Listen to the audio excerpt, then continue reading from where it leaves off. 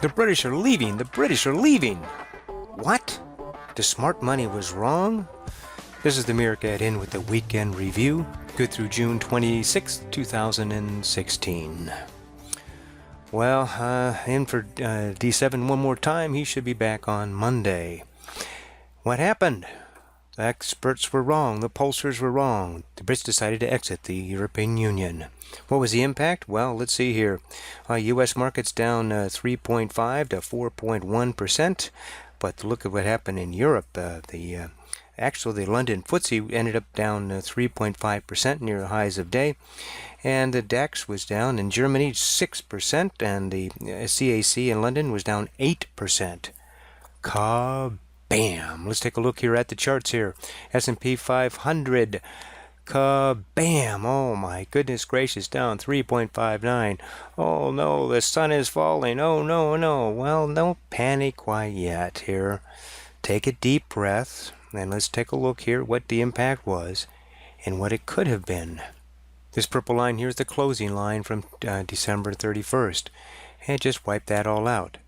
Now remember, in January, look over here, look all the way to the left of the chart. January, we fell over 13% in the month. Now, this doesn't mean this isn't the start of a rundown or not, but it was pretty much a controlled drop, given the news was the opposite of what the markets expected. Let's take a look at the Dow Jones Industrials here. It wiped out all of its gains from 2016. Going back here was the closing line from December. And it fell, but it's right back to these lows right here. And then we have the NASDAQ, which had never made it back into positive here from the December closing back here. And bam, dropped all the way down this way. But again, to the levels that we were at just not too long ago. And then the small cap Russells here. They've been in a nice uptrend here, and they dropped, but not nearly back to the levels we were just a month or so ago. So yes, it was a down day. Were we expecting it? No. Was I prepared for it? Absolutely yes. And you should have been prepared for it too if you've been watching the daily videos. I told you all week long to be prepared for anything to happen. You did? That's right. On Monday, after that big huge up day on Monday where the European markets were up like over 3%, I said, quote, still some caution is needed until the vote is taken. And then on Tuesday was kind of a wobbly day on the Wall Street.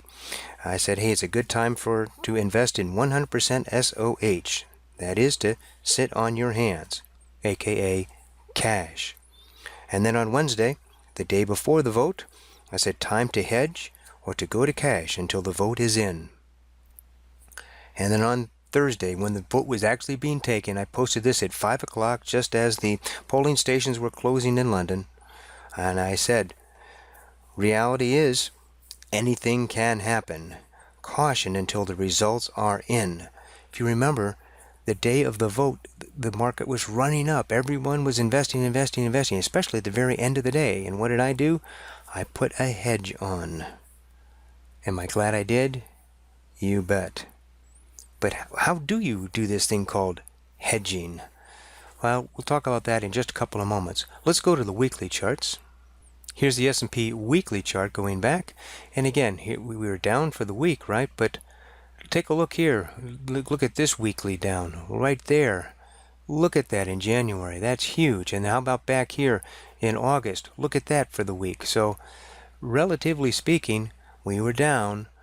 But, it could be a whole lot worse. A little bit of a controlled drop here. We stopped right at the 100 moving average and at the 20 moving average on the weekly chart. Let's take a look at the Dow weekly. And it too, it was down, but nothing like it has been back here in January or the week here in August.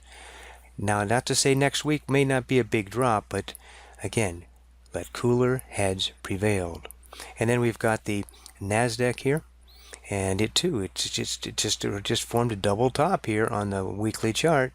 And now if it does break down here, this one could be a nice drop, or it could bounce. And then the small cap Russell here is a nice uptrend. It just pulled down a little bit. Nothing like it did in January, and nothing like it did back here in August. So let's again, cooler heads need to prevail.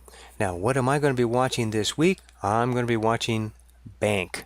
Bank is a NASDAQ index of 470 banks. Now, you can see here it dropped right down here. We were starting to get a recovery. We dropped. We can't go anywhere without banks. So I'm going to be very, very cautious this week. If banks continue to drop, well, then I'm going to be out of all my longs. And if it starts to recover slightly or just bases here for a while, well, then I'm going to just manage my stops on my long positions. So that keep an eye here on Bank. This is an internal you can watch because we can't go up and we can't go down without the banks. So keep an eye on Bank for the week. We need to let cooler heads prevail. Kate Warren, who is the chief investment strategist for Edward Jones, she said it this way. I liked her summary. And markets hate surprises and uncertainty, and this vote provided both. However, we need to keep in mind that the impact of the British vote is not as big as the market's reaction has been. The UK is about 4% of the world economy, and it will not be leaving the EU immediately. While the UK starts to renegotiate its trade and economic relationships globally, its certain ties to Europe and the world remain unchanged. U.S. companies will continue to operate with Britain as before. So they're not going to be a big, huge deal here. But it's uncertainty, and it was a surprise, so that's why the big reaction. So let's keep our heads cooler. Now, I'm cool, calm, and collected because my swing account, it did drop 4% on value of my overall holdings. However, I hedged, didn't I? And I hedged, and guess what? My account was only down 0.5%. Due to my hedge. It didn't compensate totally for the drop, but the value of my account is only down about 0.5%. How did I do that?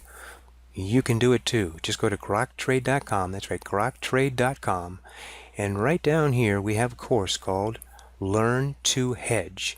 Just click right on that and learn how to hedge. What is hedging? It's simply taking an opposite position when you have a known event, the British vote, and an unknown outcome. So you can protect your assets if you can't go to all cash.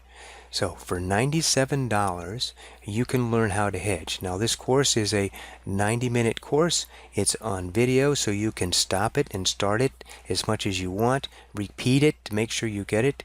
And it's a very simplified way that you can hedge your account to protect it in case of a major shift in the market. It will keep you protected. So there's a nice testimonial here regarding it, and you can sign up there, again, $97, and then use the special code HELP ME. Hedging alone saved me several $1,000s yesterday alone. This is the Meerkat. Take a deep breath, step back, objectively look at what the markets are doing.